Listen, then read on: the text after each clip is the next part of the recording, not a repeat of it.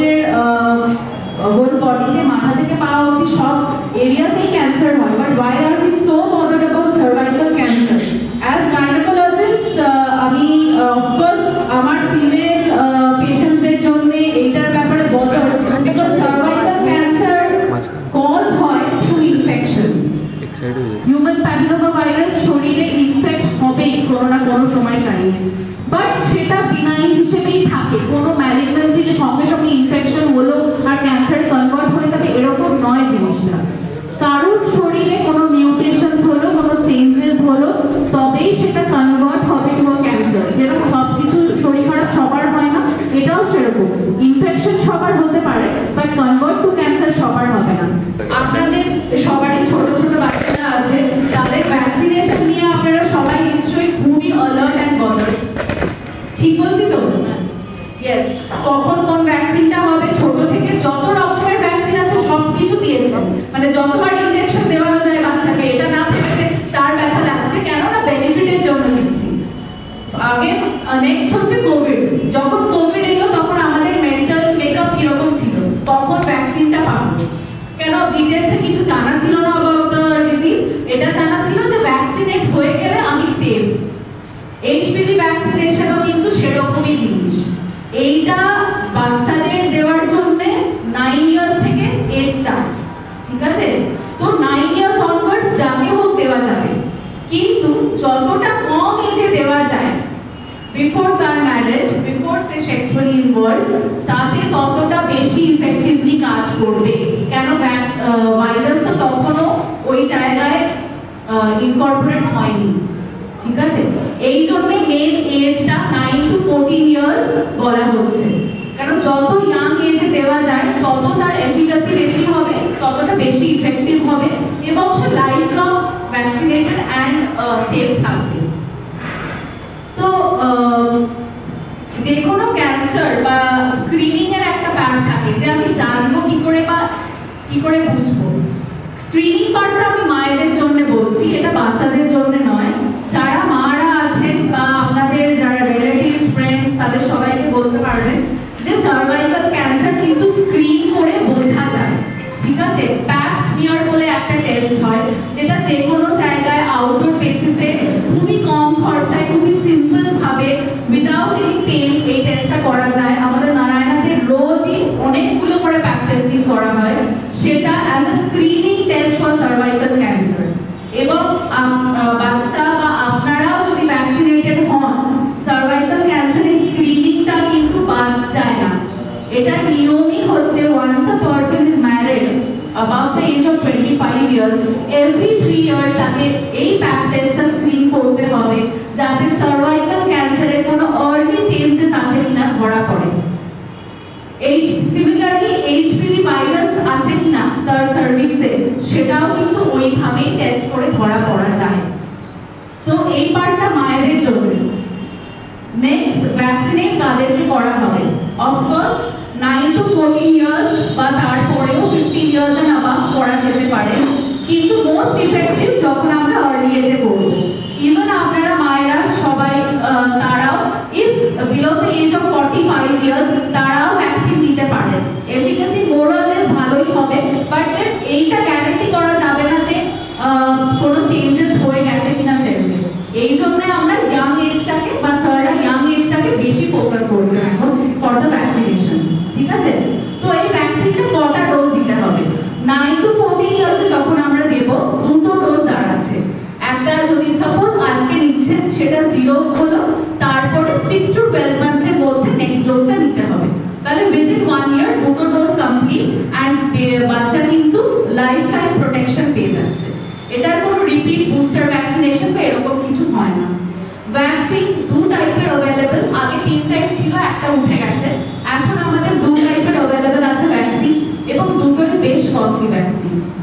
স্যাররা অ্যারেঞ্জমেন্টস করেছেন যদি এটা ফ্রিতে প্রোভাইড করার জন্য, এর চেয়ে বেটার অপরচুনিটিস সত্যি কিছু হতে পারে না। কেন কোভিডের সময়ও আমরা ভ্যাকসিন কখন পাবো বলে প্রচুর লাইনে দাঁড়িয়েছেন, সবাই দাঁড়িয়েছেন তো? তাহলে এইটা যখন এত ইজিলি প্রোভাইড হচ্ছে এবং স্পেশালি আমরা সবসময় নিজেদের আগে বাচ্চার কথা ভাবি, তো এটা যখন বাচ্চাদের জন্য, তখন সেটা আপনাদের অফকোর্স অ্যাভেল করা উচিত। এবং সাইড ইফেক্ট হিসেবে সত্যি কথা বলতে কিছু নেই, বা কোনো কন্ট্রাইন্ডিকেশনস অ্যাজ সাচ নেই যে তার সর্দি কাশি বেশি হয়, যেটা বাচ্চাদের হয়ে থাকে, সারা বছরই হয়তো সর্দি কাশি হয়, ওষুধ খেতে হয়, তার সঙ্গে কোনো কন্ট্রাইন্ডিকেশন নেই যে সে নিতে পারবে না। পিরিয়ড শুরু হয়নি, নিতে পারবে না, এরকম কোনো ব্যাপার নেই। পিরিয়ড শুরু আর্লি হয়ে গেছে, লেট হচ্ছে, কোনো ব্যাপার নেই। পিরিয়ড চলছে, সেই সময় নেওয়া যেতে পারে, কোনো অসুবিধা নেই। কারণ অ্যাজমা আছে, কোনো বাচ্চার থাকতেই পারে, তাতেও কোনো অসুবিধা কিছু নেই। ভ্যাকসিন কম্পোজিশনটাই বেসিক্যালি যে হিউম্যান প্যাপিলোমা বা এইচপিভি ভাইরাস যেটা কজ করে আমাদের সার্ভাইকাল ক্যান্সার, সেটাকেই একটা অন্য ফর্মে, ল্যাব মেড ফর্মে ইনজেক্ট করা হয় ভ্যাকসিনেশন। সব ভ্যাকসিন সেই রকমই হয়, যাতে বডি তার এগেইনস্টে একটা ইমিউনিটি প্রডিউস করে এবং তারপরে ফাইট করতে পারে যদি সেই ইনফেকশনটা তার বডিতে ঢোকে। তো যত ছোট এজে এই ভ্যাকসিনটা নিয়ে নিতে পারবে ততটাই লাভ। আমরা ক্যান্সার জিনিসটাকে আজকালকার দিনে ভীষণই ভয় পাই, কেন মানে ডান দিক বাঁ দিক সামনে পেছন তাকাতে কারোর না কারোর বাড়িতে ক্যান্সার হচ্ছে, এবং সেটা বিভিন্ন ফর্মেই হচ্ছে। আমি শুধু সার্ভাইকাল ক্যান্সার বলছি না, কিন্তু সার্ভাইকাল ক্যান্সার কিন্তু globally 4th most common cancer, এবং এতে ডেথ রেট প্রচুর যদি লেট ডিটেক্ট হয়। কেন অনেক সময়ই লেট ডিটেক্ট হয়। একটা ইনফেকশন টু ক্যান্সার হতে যে টাইম পিরিয়ডটা লাগে, এই সার্ভাইকাল ক্যান্সারে সেই টাইম পিরিয়ডটা প্রচুর, অ্যাজ লং এজ 7 to 10 ইয়ার্সও হতে পারে। সো এই ইন দ্য মিন টাইমে কিন্তু সে বুঝতে পারছে না তার কোনো ফিচার্স বা হচ্ছে কিনা। সো ওই প্যাপ সিরিয়ালটা দিয়েই একমাত্র বোঝা যায় যে আর্লি কোনো চেঞ্জেস আসছে কিনা। আর যখন পুরো ফ্লোরেড ক্যান্সারে পৌঁছে যায়, সিমটমস হতে লাগে, তখন কিন্তু কিওর করাটা খুব ডিফিকাল্ট। তাই জন্য যদি ক্যান্সারের অগেনস্টে ভ্যাকসিন অ্যাভেলেবল থাকে, আমার পার্সোনালি মনে হয় যে সেটা আগে গ্র্যাব করা দরকার। এই সার্ভাইকাল ক্যান্সার, এইচপিভি ভাইরাস শুধু সার্ভাইকাল ক্যান্সার করে সেরকম না, ভাজাইনাল ক্যান্সার, ভালভাল ক্যান্সার এগুলো সবই করে। ইভেন মেল পার্সনসে, ছেলেদেরও পিনাইল ক্যান্সারেরও কজ এই এইচপিভি ভাইরাস। কিন্তু মেল ভ্যাকসিনেশনও অ্যাভেলেবল এখন, এতটা ফ্লোরিড ভাবে ইন্ডিয়াতে, ওয়েস্ট বেঙ্গলে এখনো অ্যাভেলেবল নয়, বাট উইদিন ফিউ ইয়ার্স সেটাও অ্যাভেলেবল হয়ে যাবে।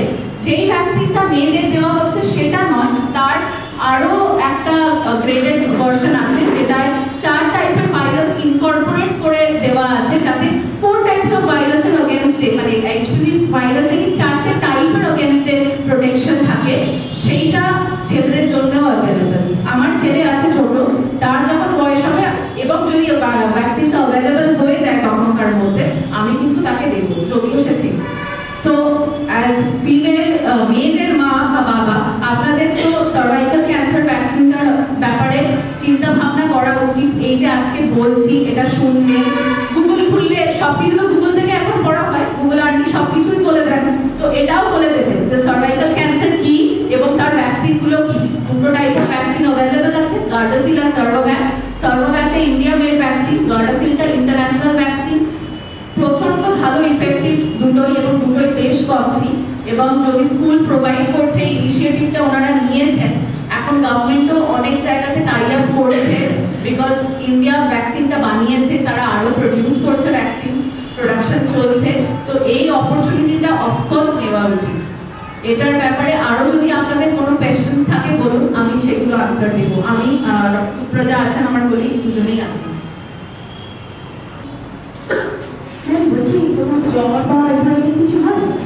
যে কোনো ভ্যাকসিন বা ইনজেকশন, ইভেন টিটানাসের কথা দেখুন, টিটানাস যখন ইনজেক্ট করা হয় একটা সার্টেন পেন হয় হাতে, ম্যাক্সিমাম ওই জায়গাটায় পেন হতে পারে, একটু ফিভার আসতে পারে, বাট আমি, আমার কলিগ সুপ্রজা, আমরা সবাই ভ্যাকসিন নিয়েছি, আমাদের কিচ্ছু হয়নি। ঠিক আছে, এট দ্য ম্যাক্সিমাম একটা প্যারাসিটামল লাগতে পারে, তার বেশি কিছু না। कुछ प्रॉब्लम नहीं है, वही मैंने बोला, अगर उनको एस्मा का भी प्रॉब्लम है लेकिन वो वैक्सीन नहीं ले सकते ऐसा नहीं है, ठीक है, ले सकते हैं, सेफ है।